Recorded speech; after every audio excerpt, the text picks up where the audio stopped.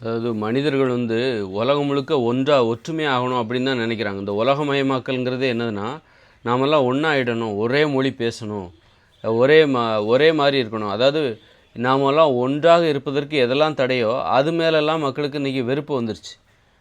எல்லோரும் ஒரே மொழி பேசணும். இந்த ஆங்கில முகத்து கூட அதான் காரணம். எல்லாருமே ஆங்கிலம் பேசிட்டா நம்மெல்லாம் ஒன்றாயிடுவோம்ல.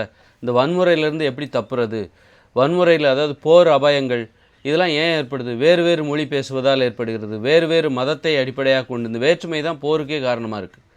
மொழி வேற்றுமை, அப்புறம் மத வேற்றுமை. இப்போ ஒரே மதத்தை சேர்ந்தவங்களாக இருந்தால் கூட சண்டை போடுவாங்க. ஒரே மதத்தை சேர்ந்தவர்களாக இருந்தால் கூட சண்டைகள் வருவதற்கு வாய்ப்பு இருக்குது. அதே நேரத்தில் ஒரே மொழியை சேர்ந்தவர்களாக அப்போ வேற்றுமைகள் இருக்குல்ல. ஒரே மொழி, அப்புறம் மதம் ஒரே மதம், இந்த மாதிரியான ஒற்றுமைகள் என்பது சண்டைகளை குறைக்கும். ஒரு பாதுகாப்பை ஏற்படுத்தும், மனசில் ஒரு பாதுகாப்பை ஏற்படுத்தும். ஒரே சாதி, அப்போ எல்லோரும் ஒரே சாதியாக ஆக முடியாது. அப்படி இருக்கும்போது எல்லோரும் ஏற்றுக்க மாட்டாங்க. அப்போ அந்த சாதியவே விட்டு ஒழிச்சிரு. அது அறிவு மூட நம்பிக்கையாகவும் இருக்குது. அப்போ எல்லோரும் ஒரே மதத்தின் கீழ் வரமாட்டாங்க. அப்போ அந்த மதத்தையே விட்டுரு. இப்படி அப்போ ஒன்றுபடுவதற்கு இந்த வேற்றுமைகளை நீங்கள் பொதுமைப்படுத்த முடியாது. எல்லாருக்கும் நீங்கள் ஒரே மதத்தின் கீழ் வர வைக்க முடியாது. அதன் மூலம் ஒரு ஒற்றுமை ஏற்படுத்திடலாம். நாமெல்லாம் இஸ்லாமியர்கள் ஆகிவிடும், நீங்கள் இந்து மதத்தையும் கிறிஸ்தவ மதத்தையும் விட்டுட்டு வாங்க, நாமெல்லாம் இஸ்லாமியர்கள் ஆகிடும், அப்போ இந்த உலகம் ஒற்றுமையாக இருக்கும்ல அப்படின்ட்டு நீங்கள் சொல்லலாம். அல்லது நாமெல்லாம் இந்து மதம் ஆகிடும், அதனால் நீங்கள் எல்லோரும் இந்து மதத்துக்கு இஸ்லாமிய மதத்தையும் கிறிஸ்தவ மதத்தையும் விட்டுட்டு வாங்க அப்படின்னு. அல்லது எல்லாருமே கிறிஸ்தவ மதத்துக்கு வாங்க, நம்மலாம் கிறிஸ்தவர்கள் ஆகிடுவோம், அப்போ இந்த உலகத்தில் அமைதி ஏற்படும், நம்மலாம் ஒன்றாயிட்டால் அமைதி ஏற்படும் அப்படின்னா மக்கள் வரமாட்டாங்க. அப்படியே எல்லோரும் இப்போ இஸ்லாமியர் ஆகிட்டா, எல்லோரும் இந்துக்கள் ஆகிட்டா இங்கே அமைதி வந்துடுமா? ஏன்னா மதம்ங்கிறதே பார்த்திங்கன்னா அது பெண்களை அடிமைப்படுத்துகிறது. அப்படி இருக்கும்போது அந்த மதமே பார்த்திங்கன்னா அது நல்லவற்றை நமக்கு சொல்லலை. இந்து மதமாக இருக்கட்டும், கிறிஸ்தவ மதமாக இருக்கட்டும். இப்போ கிறிஸ்தவ மதம் பார்த்திங்கன்னா பாவம் பண்ணிவிட்டு மன்னிப்பு கேட்டுக்கோ, நீ எவ்வளோ வேணாலும் பாவம் பண்ணு, மன்னிப்பு கேட்டுக்கலாம் அப்படின்னு அது சொல்லுது. அதனால் இந்த மதத்தின் கீழ் ஒன்றுபடுவது ஆபத்தானது. ஒரு இஸ்லாமிய மதத்தின் கீழ் ஒன்றுபட்டால் அது பெண்களுக்கு எதிரானது, பெண் விடுதலைக்கு எதிரானதாக இருக்குது. அங்கே பெண் சுதந்திரம் அனுமதிக்கப்படலை, இந்து மதத்திலே அனுமதிக்கப்படலை. அப்போ மதம் என்பது மனித சுதந்திரத்துக்கு எதிரானது. அதனால் மதத்தின் அடிப்படையில் நாமெல்லாம் ஒன்று கூட முடியாது. மதம் ஒன்றும் ஒழுங்கு கிடையாது, பெரிய உயர்வானதும் கிடையாது, அது அடிமைத்தனத்தை போதிக்கும். அதனால் எல்லோரும் ஒன்றுபடணும். எதுக்காக ஒன்றுபடணும்னு நினைக்கிறாங்க? அமைதிக்காக தானே ஒன்றுபடணும்னு நினைக்கிறாங்க. சுதந்திரமாக வாழணும் அப்படிங்கிறக்காக தானே ஒன்றுபடணும்னு நினைக்கிறாங்க. அன்பாக வாழணும், சுதந்திரமாக இருக்கணும், சுயமரியாதையோடு இருக்கணும். இதன் அடிப்படையில் ஒன்று கூட வேண்டும்.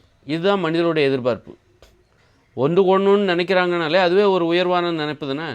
அப்படி இருக்கும்போது நீ அது மதத்தின் கீழே நீ எப்படி ஒன்றுபட முடியும்?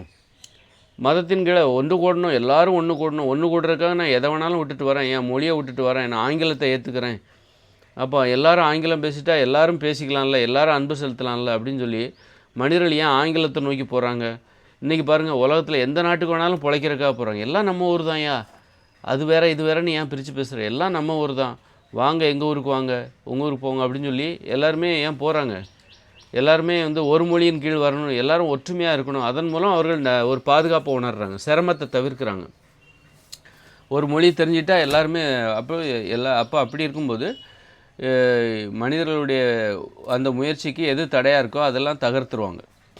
மனிதர்கள் அமைதியாக ஒன்றுபட வேண்டும். அமைதியான வாழ்க்கையை அடிப்படையாக கொண்டு, அன்பை அடிப்படையாக கொண்டு ஒன்று கூட வேண்டும். மனுஷங்களை பார்த்து மனுஷங்க பயப்படக்கூடாது. ஒரு விருந்தினரை பார்த்தா நம்ம எவ்வளோ சந்தோஷப்படுவோம். அதுபோல் வேற்று நாட்டுக்காரங்களை பார்க்கும்போது நமக்கு எவ்வளோ சந்தோஷமாக இருக்கும். அவங்கள்ட்ட கொஞ்சம் பொறுப்புணர்ச்சியோடு நடந்துப்போம். அவங்க நம்மளை பற்றி தப்பாக நினச்சிடக்கூடாது. இந்த மாதிரியான உணர்ச்சிகள்லாம் இருக்குல்ல. இப்படி மனிதர்கள் ஒரு மனிதர்களை ஆர்வமாக பார்க்கணும், அன்பாக பார்க்கணும். அந்த சந்தோஷமே வேறு. நீ எதிரியாக பார்க்கும்போது யாருன்னே தெரியாது, அவங்க அந்நியர்கள் அப்படின்னு சொல்லி அவங்கள எதிரியாக பார்த்து சண்டை போட்டு அழிக்கிறது. அதனால் மனிதர்கள் எல்லாருமே ஒன்று கூடணும்னு ஆசைப்படுறாங்க, நம்ம ஒரே மொழியின் கீழ் வரணும்னு ஆசைப்படுறாங்க. அதற்காக அவர்கள் சரியான ஒன்றின் கீழ் ஒன்றிணைய வேண்டும். சரியான ஒரு விஷயத்தை அடிப்படையாக கொண்டு இப்போ ஆங்கில மொழியின் கீழ் ஒன்றிணையலாமா அப்படின்னா அது ஒரு வன்முறை மொழி, ஒரு அடிமைத்தனமான மொழி, அடிமைப்படுத்துகிறவர்களின் மொழியாக இருக்கிறது. அந்த மொழி பேசுகிறவர்கள் அடிமைத்தனத்தில் ஊறியவர்கள், வன்முறையில் ஊறியவர்கள். அதனால் அந்த மொழி பேசுகிறவர்கள் எப்படிப்பட்ட அந்த மொழி தான் அந்த மொழியோட பண்பு. ஒரு மொழி பேசுகிற மொழியோட பண்புங்கிறது அந்த மொழி பேசுகிறவர்களின் பண்பு தான் அந்த மொழியோட பண்பு. அப்போ அந்த ஆங்கில மொழியின் கீழ் ஒன்றுபடுவதன் மூலம் பணத்தை வேணால் சம்பாதிக்கலாம், அன்பை சம்பாதிக்க முடியாது. அதனால் ஏதாவது ஒன்றின் கீழ் உலக மக்கள் அனைவரும் ஒரே மொழியை பேசணும் அப்படின்னு ஆசைப்படுறாங்க. இப்போ அதுவே இஸ்லாமிய மதத்தின் கீழ் ஒன்றிணையலாமான்னா மதம் என்பதே எல்லாமே மோசமானதாக தான் இருக்குது. அப்போ மதத்தின் கீழ் ஒன்றிணையக்கூடாது, மதத்தை புறக்கணித்து விட்டு நாமெல்லாம் ஒன்றாக வேண்டும். மதமற்றவர்கள், மதமே தேவையில்லை, மனிதர்களுக்கு பயப்படுவோம், மனிதர்கள் என்ன நினைப்பாங்க அப்படின்னு பயப்படுவோம். கடவுளை பார்த்து பயப்படுறல, அதுக்கு பதிலாக நீ மனிதர்கள் என்ன நினைப்பாங்க, நம்ம அவங்க ஒழுங்காக நினச்சிக்கணும், அவங்க நல்ல மாதிரி நம்மளை நினைக்கணும், நம்மளை ஒரு ஆசையோடு பார்க்கணும், விருப்பத்தோடு பார்க்கணும், அன்பாக பார்க்கணும், அவர்களின் மனதில் இடம் பிடிக்க வேண்டும். இறைவனுடைய மனதில் இடம் பிடிப்பதற்காக மனிதர்கள் போட்டி போடுகிறார்கள், அதுக்காக மனிதர்களுடைய மனதில் இடம் பிடிக்கிற மாதிரி போட்டி போடணும்.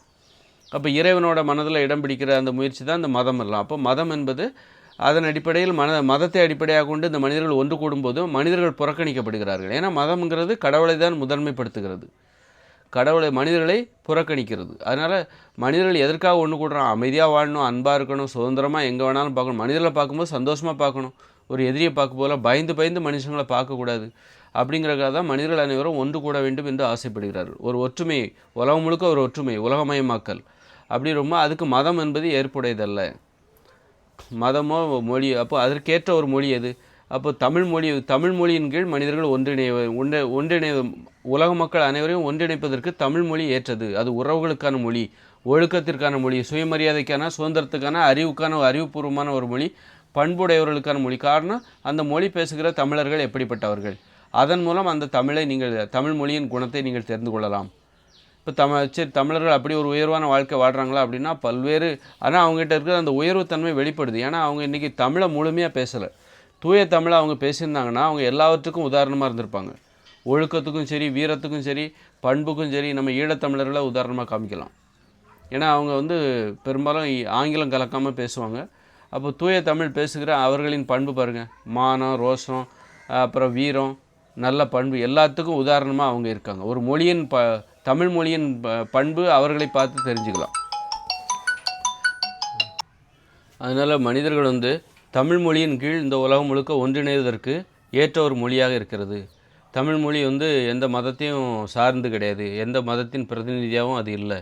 இப்போ உருது, சமஸ்கிருதம் இதெல்லாம் மதத்தின் பிரதிநிதியாக இருக்குது, லத்தீன் மொழியெலாம் மதத்தின் பிரதிநிதியாக இருக்குது. அப்படிலாம் இல்லாமல் அறிவுபூர்வமான ஒரு மொழியாக இருக்கிறது, அழகான ஒரு மொழி, இலக்கிய வளம், பெருமையாக பேசுவதற்கு பெருமையான மொழி. உலகத்தின் முதல் மொழியை நான் பேசுகிறேன். அப்போ அந்த உலகம் முழுக்க உறவுமுறை அடிப்படையாக கொண்டு இனிமே வர காலங்களில் மக்கள் அன்பு தான் பெருசு, பாசம்தான் பெருசுன்னு இனிமேல் கொண்டாட ஆரம்பிப்பாங்க.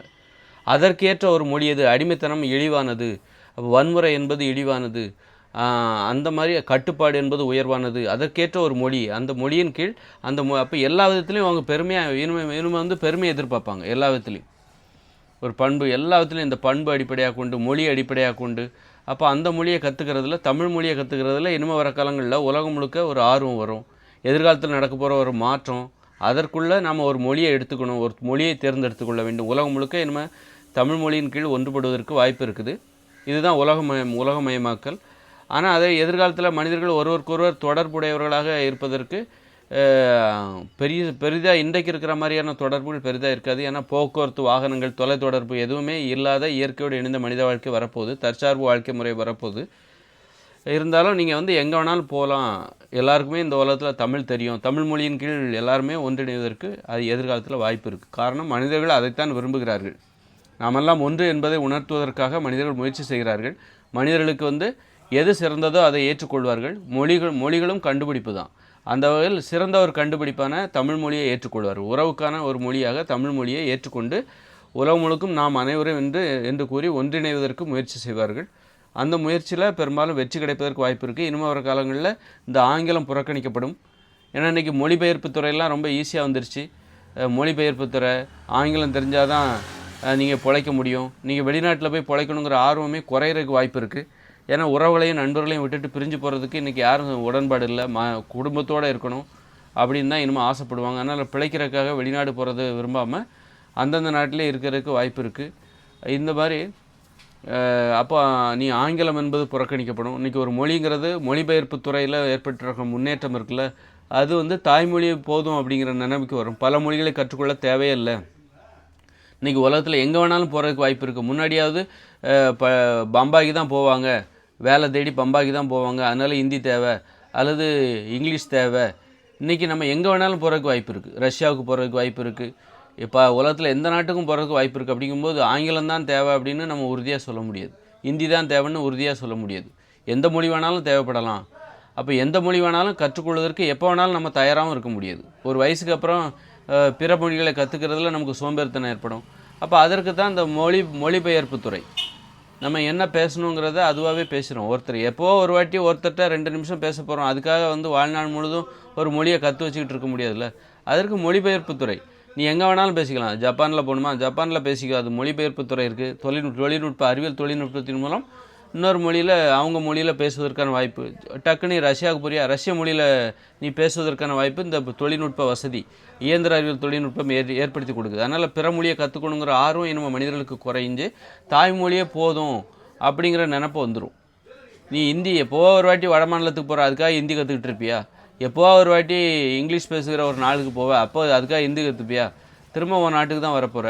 அப்போ எதிர்காலத்தில் நீ ஜப்பானுக்கு போகலாம், சீனாவுக்கு போகலாம், ரஷ்யாவுக்கு போகலாம். அதுக்காக அந்தந்த மொழியெல்லாம் இப்போவே கற்று வச்சிருப்பியா? அது என்றைக்கு போகிறோமோ அன்னைக்கு நீ எத்தனை நாள் அங்கே இருக்க போகிற, சீனாவில், ஜப்பானில்? அப்போ அத்தனை நாளுக்கு தேவையான ஒரு மொழி தேவை. அதற்கு இயந்திர அறிவியல் தொழில்நுட்பமே தீர்வாக இருக்குது. மொழிபெயர்ப்பு துறை கூகுளில் போட்டாக்க நீ என்ன சொல்லணும் அப்படிங்கிறத அதுவே போட்டு கொடுத்துருது. நீ இனிமேல் எதிர்காலத்தில் வர தொழில்நுட்பம் நீ தமிழில் பேசுனா அவங்களுக்கு அதை ஒரு சீனா நாட்டுக்கு போகிற அப்படின்னா தமிழில் பேசுனா சீன மொழியில் அவங்களுக்கு சொல்லிவிடும். அந்த மாதிரி மிஷின்லாம் வரப்போகுது. அப்படி இருக்கும்போது நீ ஒரு மொழியை கற்றுக்க வேண்டிய அவசியமே இல்லை. பிற மொழியை கற்றுக்கணுங்கிற அவசியமே இல்லை. அப்படியெல்லாம் வரப்போகுது. அப்படி இருக்கும்போது ஆங்கில மோகம் இது அச்சுறுத்தலின் அடிப்படையில் மக்களிடம் திணிக்கப்படுகிறது. இனிமேவர்கள்லாம் ஆங்கிலம் தேவையில்லை. ஆனால் அதுக்காக மக்கள் உலகம் முழுக்க ஒன்றிணைய வேண்டும் என்கிற விருப்பம் அந்த நோக்கம் இனிமேல் மாறும். பணத்திற்காக ஒன்றிணைய வேண்டும் என்று நினைத்தார்கள், பணத்தை சம்பாதிப்பதற்காக. இனிமேல் அன்பை சம்பாதிப்பதற்காக உறவுமுறை அடிப்படையாக கொண்டு நாம் ஒன்றுபட வேண்டும். மனிதர்கள் அனைவரும் நாம் அனைவரும் ஒன்று என்கிற அந்த உறவை அடிப்படையாக கொண்டு ஒரு பெருமையான ஒரு மொழி கண்டுபிடிப்புகளில் தமிழ் மொழி என்பது, மொழிகளும் பல கண்டுபிடிப்புகள், அதில் சிறப்பான கண்டுபிடிப்பு தமிழ் மொழி. அந்த தமிழ் மொழியின் கீழ் ஒன்றிணைய வேண்டும், தமிழ் மொழியை பேச வேண்டும். அது எனக்கு பெருமையானது. நான் தமிழ் மொழியை பேசுகிறேன். உலகின் முதல் மொழியை, இனிமையான ஒரு மொழியை, அன்பு நிறைந்த, வீரம் நிறைந்த, ஒழுக்கம் நிறைந்த, மரியாதை நிறைந்த, ஒரு பாதுகாப்பான ஒரு மொழி, இலக்கிய வளம் நிறைந்த ஒரு மொழியை நான் பேசுகிறேன் என்கிற அடிப்படையில், நான் பேசுகிற மொழி பெருமையாக இருக்க வேண்டும், பெருமையை தர வேண்டும் என்கிற அடிப்படையில் தமிழை உலகம் முழுக்க தேர்ந்தெடுப்பார்கள். இனிமே வர காலங்களில் மக்களுக்கு இந்த மனித வரலாறு தெரிஞ்சிடும். மனிதர்கள் யார், அவர்கள் இப்பொழுது தான் முழுமையடைகிறார்கள், மனிதர்களாக எப்படி வாழ வேண்டும் என்று தெரியாமல் தான், அதை தெரிந்து கொள்வதற்காக தான் இவ்வளோ முயற்சிகளில் ஈடுபடுறாங்க. இப்போ எதிர்காலத்தில் இந்த உலகம் செயலிழக்க போது, அதற்குள்ளே நாம் ஒரு மொழியை தேர்ந்தெடுக்கணும், ஒரு அழகான மொழியை தேர்ந்தெடுக்க வேண்டும் அப்படின்ட்டு கட்டுப்பாடாக வாழணும். அதுக்கு ஒரு நல்ல ஒரு மொழி தேவை. கட்டுப்பாடாக வாழணுன்னா கட்டுப்பாடான ஒரு மொழி தேவை. அழகாக வாழணுன்னா, அழகாக பண்போடு வாழணுன்னா பண்பு நிறைந்த வார்த்தைகள் உள்ள ஒரு மொழி தேவை. பண்பு நிறைந்த வார்த்தைகள் இடம்பெறாத உறவுமுறையோடு வாழணுன்னா உறவுமுறைகளில் நிறைய வேறுபாடு இருக்குது. அதையெல்லாம் உணர்த்துக்கிற, அதையெல்லாம் அடையாளப்படுத்துகிற ஒரு மொழி நமக்கு தேவை. அதனால் அது தமிழ் மொழியில் தான் இருக்குது. அதனால் நல்ல பண்போடு வாழணும் அப்படின்னு சொல்லிட்டு எந்த மொழி பேசினாலும் நீ நல்ல பண்போடு வாழ்ந்துட முடியாது. அதனால் நல்ல பண்பு அதனால் பார்த்திங்கன்னா தமிழ் மொழியின் கீழ் மனிதர்கள் எதிர்காலத்தில் ஒன்றிணைவதற்கு வாய்ப்பு இருக்குது.